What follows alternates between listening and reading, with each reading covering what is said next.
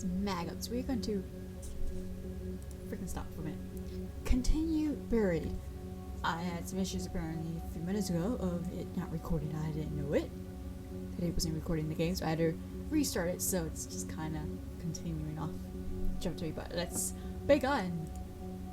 We follow Marcus into what I want to describe as a control room of sorts. There are countless computer screens, some of which are obviously coming back on from having been shut off. Everything looks extremely complicated, from screens filled with code and data to what is obviously a security system. It reminds me of a miniaturized version of the Operations Center in just about every space travel movie I've ever seen.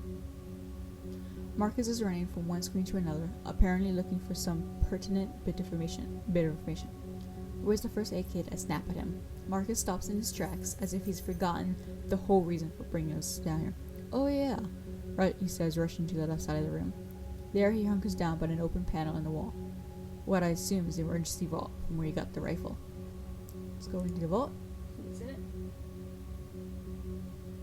I peer over Marcus's shoulder into the vault he's opened. It's much larger than it looks from the outside. It's partially filled with file photos marked classified, a few rounds of ammo for the rifle, a peculiar plastic kit filled with syringes, and a locked black box. As Marcus digs around, one of the photos slips open. For a split second, it's open. I see a scanned document and a color photo. The photo shows a male corpse with its guts on the outside of its body, as if it had been turned inside out. There's also a massive swelling on his head, almost like his skull is about to explode. Marcus slaps the photo closed, and then I turn my attention to one of the syringes. It's filled with a violet color fluid that, while rather pretty in color, looks deadly. Marcus finally pulls out the first aid kit and turns around. When I look back to motion Dennis over. Can't speak. He's paler than ever. Come on, I tell him, but he's not moving from the place on the floor where he sits against the wall. I slide the first aid kit over to him and go scrambling to his side. Between the struggle for the rifle upstairs and arriving in his room, he's faded fast. I struggle to lift his shirt up and then over his shoulders as the dry blood holds it in place. The mere act causes him to wince. This might hurt a little. I told Dennis. He only nods. He doesn't seem to care. Again, putting it off gently. Oh, me again. I lift the shirt off gently. It makes a sucking sound. So much blood that the moisture tries to keep the shirt pulled to him. Dennis lets out a little moan, seems to relax, in spite of his injuries. With the shirt fully removed, the extent of his injuries become more clear. His wound is more visible now, although it's partially hidden by the blood that has started to clot around it. My medical knowledge is slim. Basically just a bunch of basics I learned in Boy Scouts. I'll look over to Marcus and ask, "You have any training?" "Zero. Sorry." It's just as well, I guess. He's far too concerned over what's happening on the monitors to be much of help, anyways. I start by taking out the several rolls of gauze within the kit and wipe as much blood as I can away from the wound on the side. It's even worse than I figured from the start. The gash is deep and dark. I'm pretty sure it's infected too. He's going to need stitches, that's for sure. I have no idea how to even start that. Besides, I don't see the tools for it in the kit. When I splash rubbing alcohol over the wound, he responds with a hoarse yelp of surprise. But nothing more. His eyes are locked on me and he looks appreciative, but he's also scared. "Be honest," Dennis says softly. "How bad does it look? Do you think I'll live?" "You'll be fine." "Not really, but you'll be fine." We just comfort him. "Good to know," he says. "Because I sure don't feel like it." "You've been through hell. I think it feels worse than it actually looks." "Thanks. That's a relief." "I won't lie. You're going to have a scar," I say, trying to be funny. He chuckles a bit, but there's no humor in it. He rests his head against the wall and closes his eyes as I finish up. I place one layer of gauze against the wound and bind it with medical tape. I then reinforce it with a second layer. I know it's meager, but it's all I can do. "Thanks, Roger," he says, actually managing to force out a smile. "I feel a lot better. I think I'll be fine." I'm not so sure about that, but I'm glad I was able to encourage him. I look back to Marcus, and he's looking back at us deep in thought. My eyes starting to really swell from where he kicked me earlier.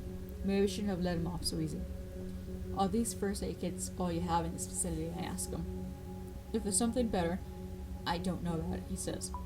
I notice then that his defensive posture is no longer there. Something is different now, just a slight change in his demeanor. He sees something on those monitors that has him frightened, more than he was before. "What is it?" I ask. "What's wrong?"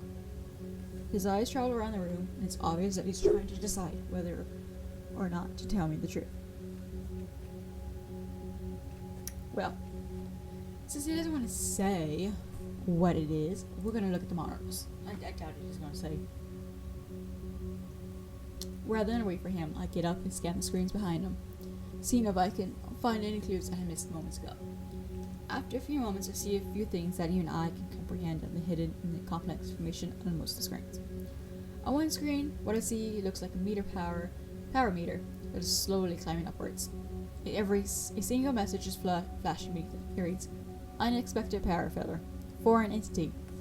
Another message trickling along the bottom of the black screen says, "Safety locks on low 3 containment doors engaged. Override." I still see scenes on a few other screens that I assume were security cameras showing hallways and passages from somewhere else in the facility. One of them shows the first level hallway we were on just a few minutes ago. Another shows a hallway I don't recognize. The floor is covered in blood. From just off the screen, I see what I think might be a human body, but it's bent in an impossible way. It looks like the body's legs and torso have somehow been merged or melted into the floor. Nah, what's wrong with the systems? Or what happened to that person? Let's see what happened to that person. See if maybe he no. I have no idea. I didn't see it. Whatever happened to that guy must have happened in the last minute or so. What the hell, I ask. Is something still happening? Are we still in danger?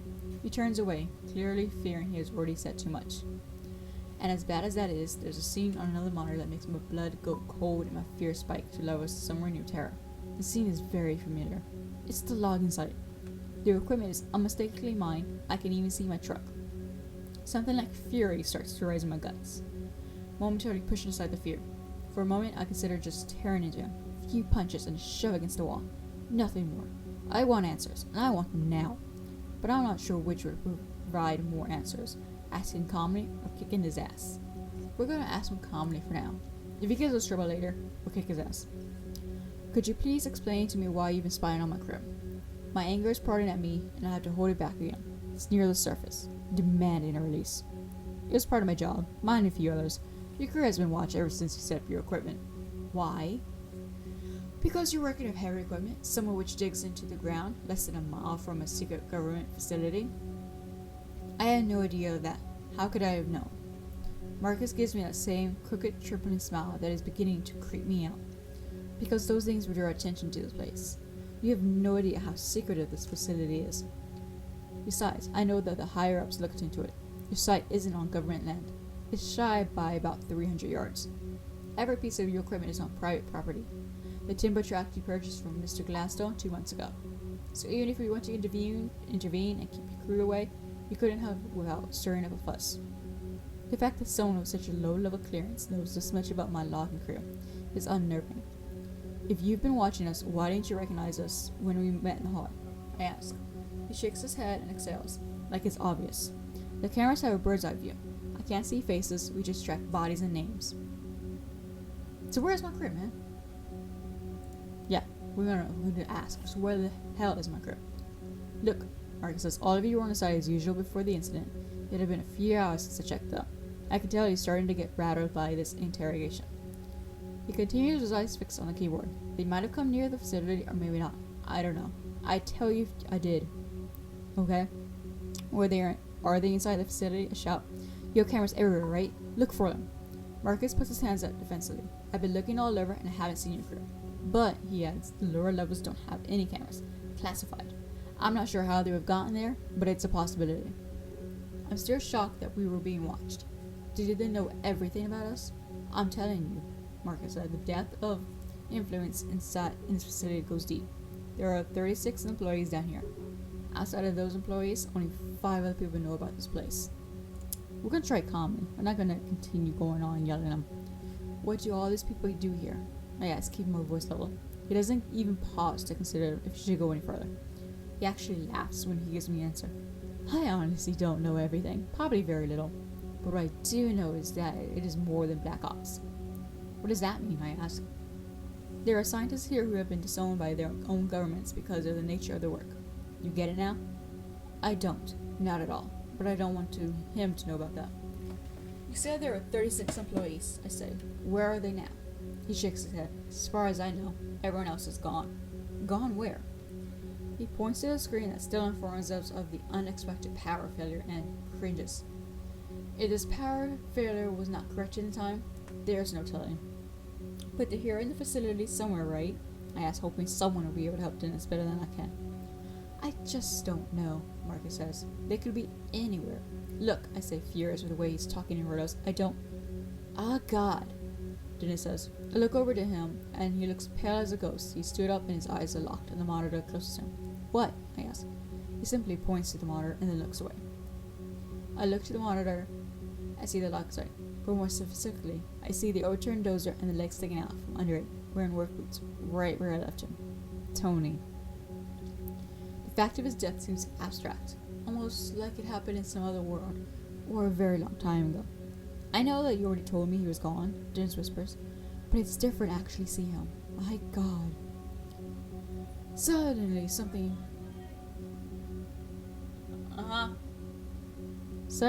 blazes by the door outside. Shape is fast and in shadow, but I'm pretty sure it's a person.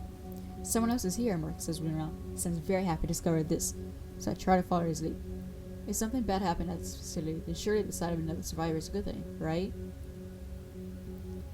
We should check it out, he says. I realize this is the best moment to leave Dennis after revisiting Tony's death all over again. Someone just ran by the door at town. Hopefully it's someone who can help us. We'll be right back. He's a tough guy. It's fine. Go see who it is, he says, giving me a mock thumbs up. I turn to Marcus and motion for us to head out to investigate. Let's be careful, Marcus says. Depending on who it is, they may not be as hesitant to shoot a stranger as I was. I nodded him as I headed for the door. I'm still holding the rifle in my hand, and I don't know if I have the guts to actually use it if needed. I finally look back to Dennis and run out to the second level hallway.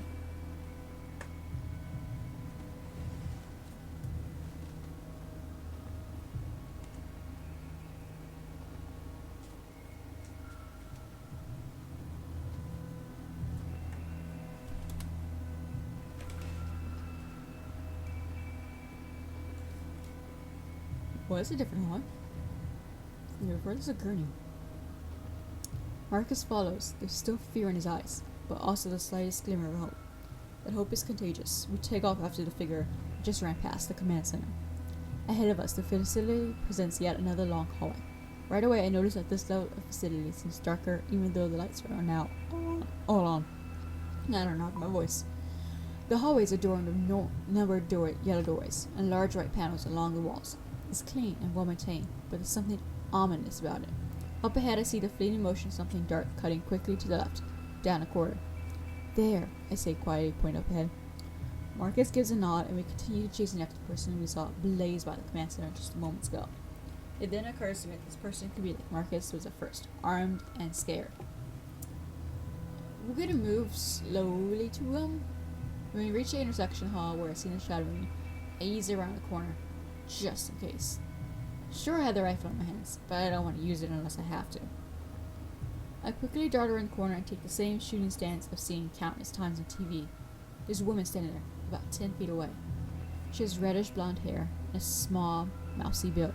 She looks terrified and is visibly shaken. She's probably in her late 30s, wearing a lab coat with dark jeans and green Converse low tops.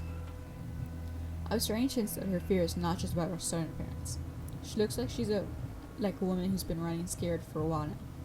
Her hands are raised in surrender. She's not holding a weapon. Marcus slowly approaches, taking a few steps ahead of him. It's Amy, right? He asks. She blinks, seemingly surprised that he knows her name. Yes, she says. And you're Marcus. She nods absently and then looks at my rifle. I'm not going to use it. You're unarmed. Now, how do I know that? She asks. You're trespassing on government property in the midst of a huge catastrophic event, and you have a rifle. How am I supposed to believe you? I have a friend back in command center who needs medical attention, I say, and we're looking for the rest of her crew. I'm really sorry, but I don't know where they are, she says. Do you know what's happened? Marcus asks, from the power outage.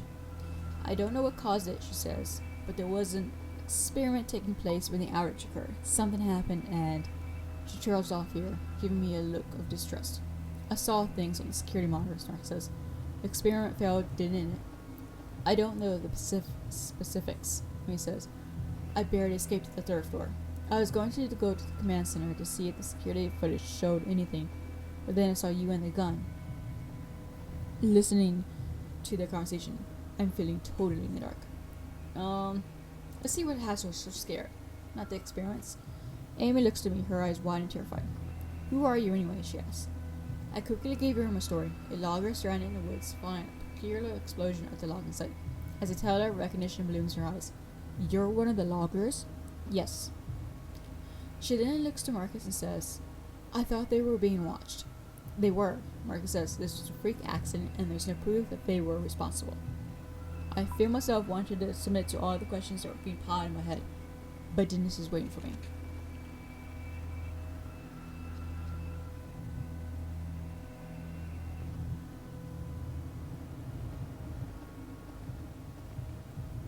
Alright, sorry, I had to get a drink. Alright. Ask for medical help for Dennis or ask for one too? Let's get help for Dennis. He's been waiting a while. I decided that despite my curiosity, I needed to get Dennis help as soon as humanly possible. Look, is there any medical help to be had here or not? I asked. Probably, he says, but you have to find Colonel Barksdale. He knows where all of those sorts of supplies are. And where is he? Where is everyone else? I asked. At this, Amy starts to weep. She falls to her knees as someone has struck her from behind. Gone, she says. Someone cared and someone just... I don't know, they just disappeared right in front of me. Disappeared? Yes, she answers. They were gone here one second and gone the next. Just, she snaps her fingers together for effect. Gone. Something's here with us, he says. We were conducting an experiment and it all went horribly wrong. Something came through. Came through what? Marcus asked. I don't even know that much. An entity, but whatever it is, it's still here somewhere. Amy responds. How could you not know? Don't you have full security access? I asked. No, I have access to almost everything. But there are 2 levels of security beyond my clearance. So what do you suggest we do now? I asked. I'm not sure, she says, wiping her tears away. But if you want to find your crew, you need to find Barksdale. He's in charge. Where is he? I asked. Down on the 3rd level, in the hangar. Then let's go, I say. It's not that easy, Amy says, looking again at the rifle hands. Why not? Like I said, something came through when the power went out. There's 7 of them all roaming the 3rd level. What came through? All I know is that the others refer to them as entities. Amy shudders as she recalls the horrors she has seen. I don't even know how to describe them. I didn't get a good look. She says, all I did was run for my life. Behind me, I just heard screams. I know it's not very scientific of me, but it didn't feel like sticking around to learn more. She's right, Marcus says, stopping my train of thought. The things I saw on the monitors, it was crazy. This is insane, I barked. I'm going to the 3rd level to find this Barksdale guy. Thanks for your help. Wait, Marcus says, I'm sticking with you. If we want to get out of here, we have to find Barksdale, right? Yes, Amy says, but Barksdale's on the 3rd floor, and it's too dangerous to go back there. I'll figure I'll let them make their own decisions. In the meantime, I start heading back to the command center to get Dennis. Before I get there, I hear footfalls behind me, getting closer. I give Amy a questioning look and she quickly looks away, clearly torn. Neither of you, one of you, know your way around here, she says. Looking for Barksdale on your own would be suicide. Like it or not, she has a point. Fine, I say. Then let's get Dennis from the command center and head down together. First you don't want to go, but you're gonna help now. Just because we don't know our way.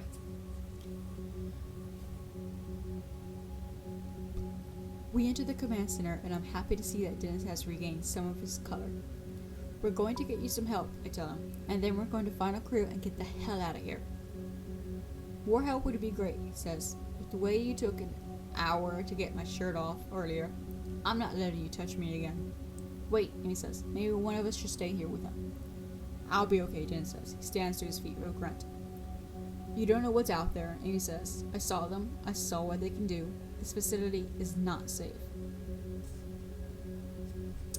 What can they do? I should ask where they need on the floor, but no. Never mind, she says. Come on. We just need to be careful. That's not helpful. Marcus looks a little hesitant, but nods his agreement, and the 4 of us exit the command center. Heading back out into the hallway, I look back to the monitors. Take a final look at the screen that shows my wreck. Logging site, filled with paying assault. Then I look to the other monitors showing live feeds of the facility's security cameras. I try to tell myself that I'm not looking for any sign of Amy's creatures, but I can't. It's exactly what I'm doing, and there's no need to pretend otherwise. We head back through the hall towards the elevator. The tension exists between us like a physical presence.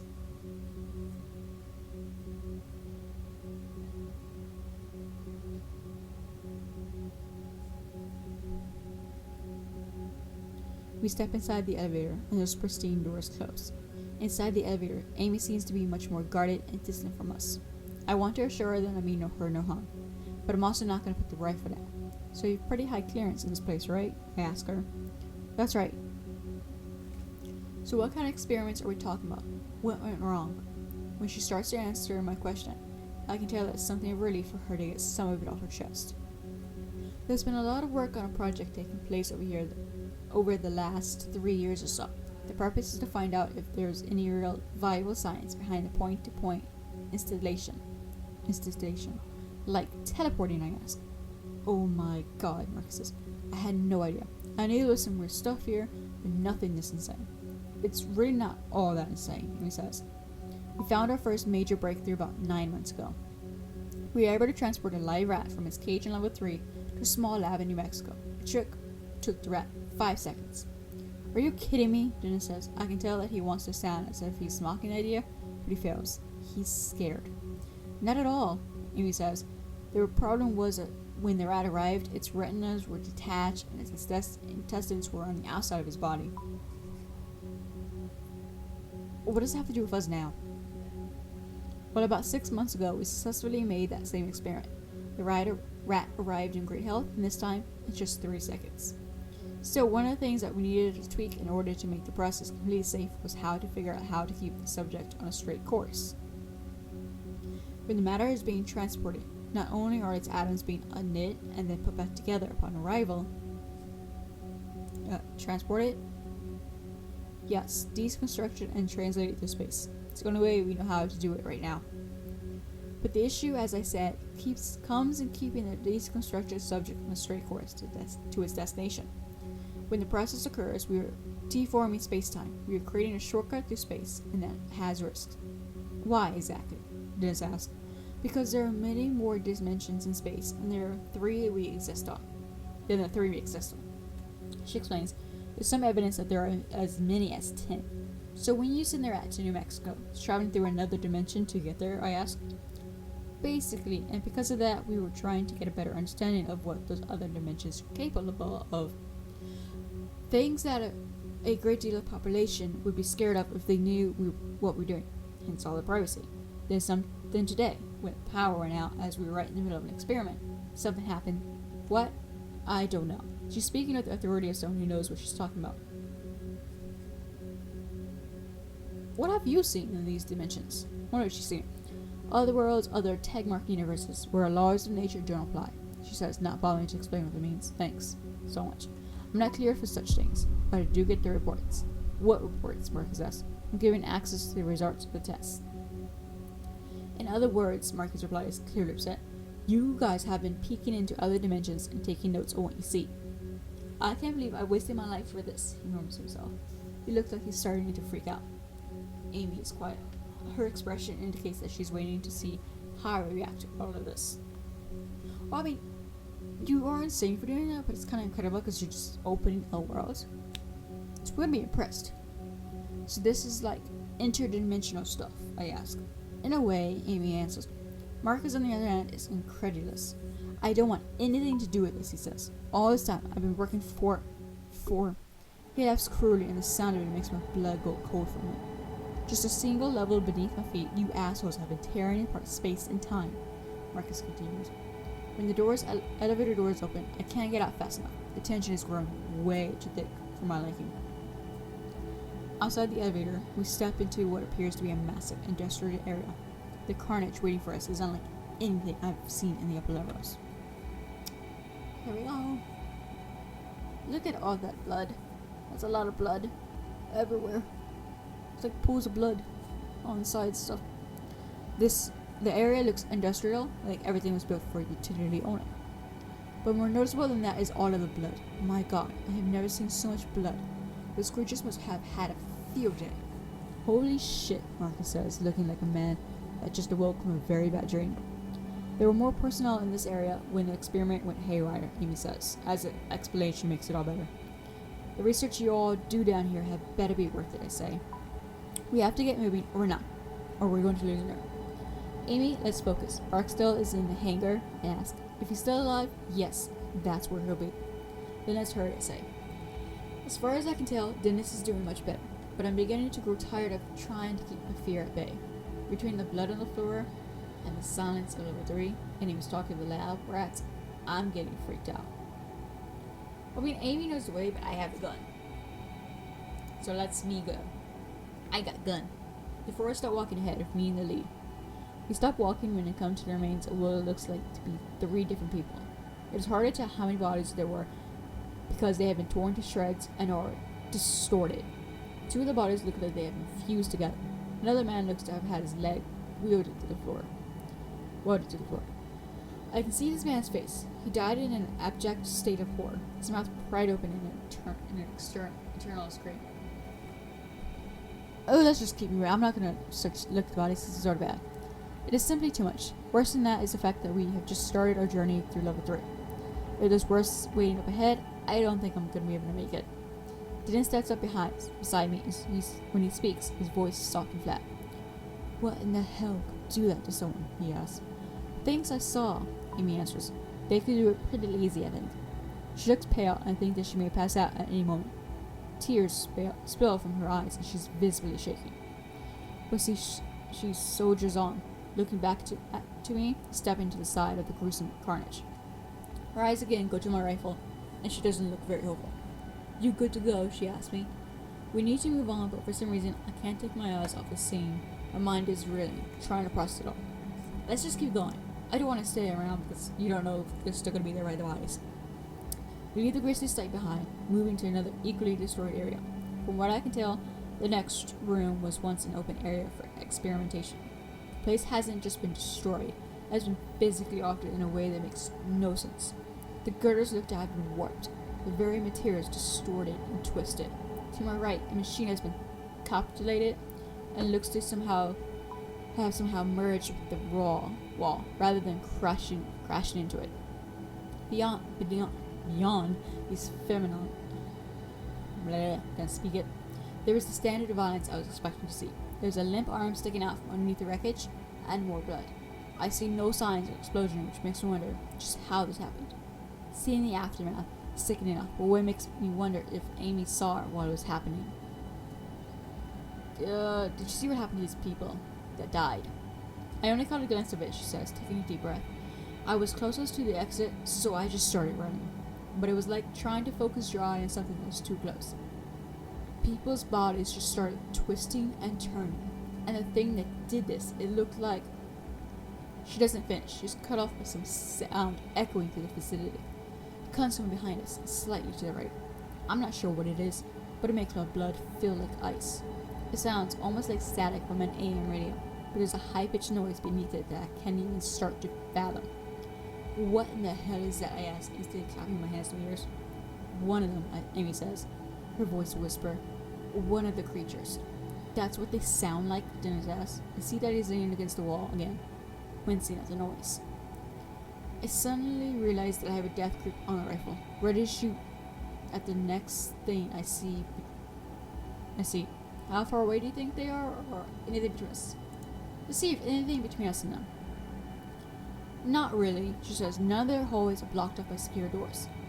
Everyone seems to take this cue to start moving again. We make our way around the office wreckage, now with new purpose in our step. We barely make it to the other side of the room, approaching a dark hallway, when another high-pitched noise sounds out. This one is louder, closer. We all share a terrified look, and I can tell that Amy's on the verge of losing it. I grip the rifle tightly as we head towards the hallway in front of us. Can you kill them? I don't know, Amy says. Dennis speaks up, his voice like ice. Then let's haul ass, huh? No one says anything after that, but I can feel the presence of terror around us, pressing in on us like some violent gravity. That'd be kind of bad if we can't kill them. God, more blood. It's like dripping. That was just dripping from pipe to the next pipe. The small utility hallway is well lit. It looks like it was designed to only be used by select maintenance workers. What goes on in this area, I ask. I'm looking at Marcus as I ask the question, but he only shrugs in response. She might know, he replies, pointing at Amy. I've never been down here before. It's just a utility hallway, he says. At the end, there is a maintenance room. There should be a gun or two in there. It's also the most direct path to the hangar entrance. As we walk quickly and quietly down the hallway, I take a glimpse ahead and feel the hair on the back of my neck stand on end. The lights become more sparsely spaced, and it's impossible to see just how far the hall extends into the darkness. This hallway has the occasional trace of bloodshed, but nothing like the main area we've come from. We continue farther down, and just to begin to see what looks like a large metal door further ahead, I hear yet another shrill sound. This one sounds farther away, but no less demonic. How many of the things did you see? Dennis asked Amy. 3. But that's just what I saw. There could be more. What did they look like? Dennis asked. I wouldn't want to know what we're dealing with and not just talk about something else. I don't even know how to explain them, she says. Monsters, that's the only word I can think of. My mind seems to struggle trying to understand what I was seeing. They're big and they seem to jerk around every few feet or so. They look like they're made of light. That's about all I know for sure. You know, my ex-husband always said I let my work kill me. She continues, seemingly unable to stop. So, I mean, I doubt he imagined this exact scenario, but still. As we make our way around to the hangar doors, another high-pitched noise rings out, angrier now. Amy starts walking, causing all of us to stop and turn to her. We have to do something to slow those things down, she says. No, Marcus announced. There's no time. We need to distance ourselves and get to the hangar fast. Amy ignores him, deep in thought. There's an old hydraulic door set into the wall right here, she says. It hasn't been used for years, though. She looks to me, pleading her case. Together, we might be able to pull it closed behind us to keep those things back. Those old hydraulic doors weigh a ton, Marcus says. There's no way it will work. Roger. Amy says, what do you think? They'll have a harder time getting to us if those doors are locked. Look, Marcus shouts, turning to me. We need to get to the hangars now. Well, I want to, even slowing them down would be great. We just move forward. Bad. Damn it, Marcus says. We don't have time for this. Amy ignores him and starts spinning along the hallway wall for a group. Dennis and I start looking as well.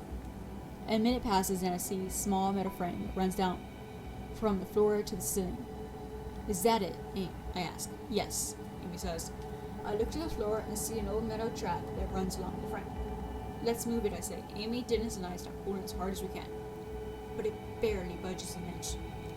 Behind us, that static noise rings out again. My heart seems to stutter, and Marcus lets out a little whine. We're running out of time, and we need to go, Marcus screams. Those things are getting closer every second. Then just help us, you dick. Sorry. It won't make a difference, he says. Shut up and help us, and then we'll find out, I shout. Reluctantly, Marcus runs over and grabs the door. We all groan as we're starting to pull. It starts inching slowly, then begins moving steadily. Once we get started, it slides easily. As we near the wall closing up the hallway behind us, I think I can see the merest glimpse of an odd, illuminated ship in the darkness.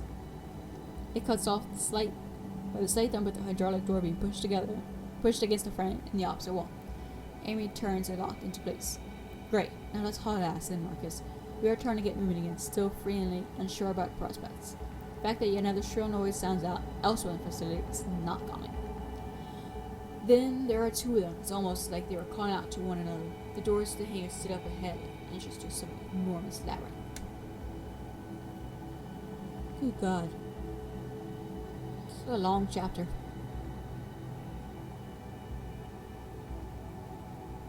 When we reach the hangar doors, I get a true sense of how impenetrable they are. A computer terminal is mounted on the wall nearby and has a blinking red light. Any idea what this means? I ask. It's an automatic lock. It fails safe from the lockdown, he says. I never have been down here before, Mark says. If I had known this door was here, I would have opened it earlier. How? Amy asks. The fear in her voice is no more present than ever. From the command center, he says. We need to override from there first, then use this terminal to open the hangar doors. The command center on the second floor, I ask. Yeah. Amy shakes her head and asks him out in nervous laugh. Are you kidding? We just put a hydraulic door and blocked off the hallway, remember? We want to get into the hangar. We have to get back to the command center, Mark says. Isn't there another way? Turning to Marcus, Amy replies, well, there is another elevator. We need to go through Boxroom storage. I need to stay with Dennis so he can rest a second. You two go. You know you're right around this place. And you know the controls, Marcus. Fine, Marcus says, but we need to be armed. Okay. That's about it. Freaking already 35 minutes in, so we will continue this. Chapter 3. In the next video. But, until then, I hope you are liking it so far. It is actually really good. And this guy is really good at doing the storytelling. To be honest. Why is it always stuck? My mic is like just tight. The way it's sitting. So, there we go. That's better. Alright. But yeah. Let me know in the comments below if you're actually going along the story and playing it yourself. How far along are you? Did you make the same choices? Did you do different choices? Let me also know what other games you're going to play in the comments below. Leave a thumbs up if you like this video. We will finish the chapter 3 in the next video. I don't know how long chapter 3 is, but it is starting to get quite late for me, and I have work again tomorrow. But thank you so much for watching. I hope you have a great day, and I'll see y'all in the next video. Peace.